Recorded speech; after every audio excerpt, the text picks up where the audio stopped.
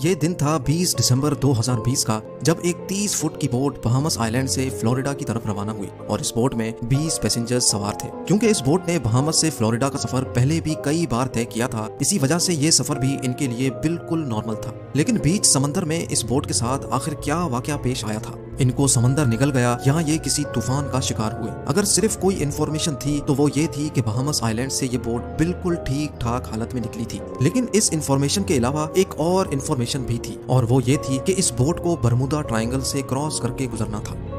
जब American coast guards को इस बात का इल्म हुआ तो एक सर्च ऑपरेशन कंडक्ट किया गया, जो समंदर के उस हिस्से में पूरे 4 दिन और 4 रातों तक चलता रहा। लेकिन मजाल है कि उस बोट का एक भी हिस्सा मिला हो। नाजरीन, हम सब ने बरमुदा ट्रायंगल की कई स्टोरीज सुन रखी हैं। बरमुदा ट्रायंगल समंदर का एक बहुत बड़ा हिस्सा है जो असल में अटलांटिक ओशन में पाया जाता है। ये ट्रायंगल फ्लोरिडा से बरमुदा आइलैंड और फिर पोर्टो रिको से होकर वापस फ्लोरिडा पर खत्म होता है। इस बनने वाले ट्रायंगल का एरिया 8 लाख स्क्वायर किलोमीटर के बराबर है। यानी ये ट्रायंगल पाकिस्तान और टर्की से भी ज्यादा बड़ा है, जिसको कभी बरमुदा ट्रायंगल तो कभी डेविल्स ट्रायंगल भी कहा जाता है। ये ट्रायंगल अपने मिस्टीरियस फिनोमेना की वजह से पूरी दुनिया में बदनाम है, जहाँ से गुजरते वक्त शिप्स और एयरप्लेन्स का कांटेक्ट अपनी बेस स्टेशन से अचानक टूट जाता है और वो हमेशा हमेशा के लिए गायब हो जाते हैं। अभी तक शिप्स और एयरप्लेन्स की एक बहुत बड़ी तादाद इस ट्रायंगल में गुम हो चुकी है। आज तक इनमें से सिर्फ चंद शिप्स और एयरप्लेन्स का मलबा रिसर्चर्स को समंदर के बॉटम से मिला है, लेकिन वो भी उस जगह से नहीं जहाँ वो आखिरी बार रेडार पे शो हुए थे। जबकि दूसरों का तो ना मलबा मिला और ना ही इनके अंदर मौजूद लोगों का आज तक किसी को पता चल सका है।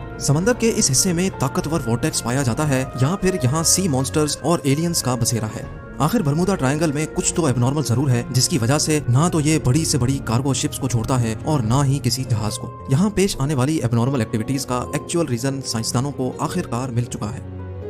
ये मामला शुरू हुआ था 1945 में, जब यूएस नेवी के 5 टॉर्पीडो बॉम्बर एयरक्राफ्ट एक मिशन पर निकले थे। उन 5 एयरक्राफ्ट में बैठे 14 लोगों के लिए ये बिल्कुल रूटीन प्रैक्टिस थी। लेकिन बरमुदा ट्रायंगल के एरिया में आते ही यूएस नेवी के रडार से वो 5 बॉम्बर तैयारे अचानक गायब हो गए, और वो भी एक साथ।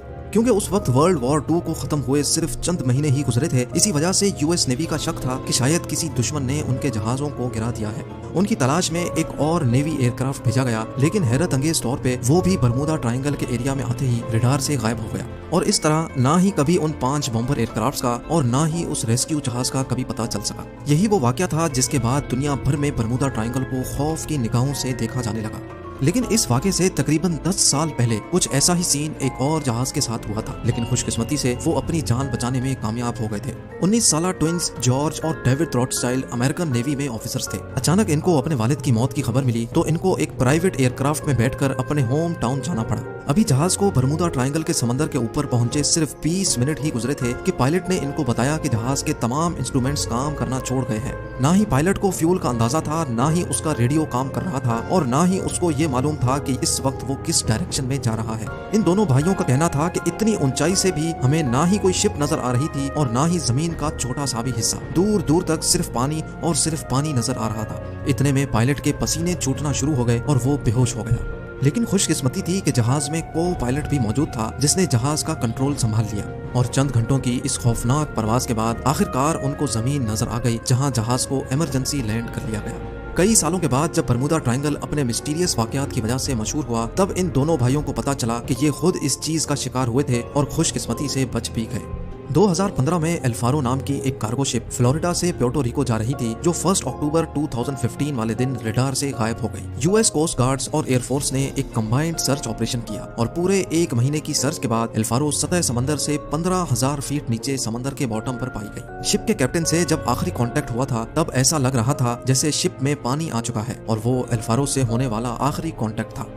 23 फेब 2017 को टर्किश एयरलाइंस का एक जहाज फ्लाइट TK-183 क्यूबा के शहर हैवाना में लैंड करना था, और इसी वजह से उसको बरमुदा ट्रायंगल के ऊपर से गुजरना पड़ा। लेकिन अचानक पायलट ने कंट्रोल टावर को रिपोर्ट किया कि जहाज बिल्कुल एबनॉर्मल बिहेव कर रहा है, जिसकी वजह से पायलट ने फौरन जहाज का रुख बदल दिया और हैवाना के बजाय डलेस एयरपोर्ट पर जहाज को लैंड कराकर 440 पैसेंजर्स की जान बचा दी। इस तरह के और कई इंसिडेंट्स बरमुदा ट्रायंगल की हदूद में पेश आ चुके हैं। कई तो इंसिडेंट्स रिपोर्ट हुए जिनकी लिस्ट विकिपीडिया पर मौजूद है, लेकिन चंद इंसिडेंट्स तो ऐसे भी थे जो आज तक कभी रिपोर्ट नहीं हुए।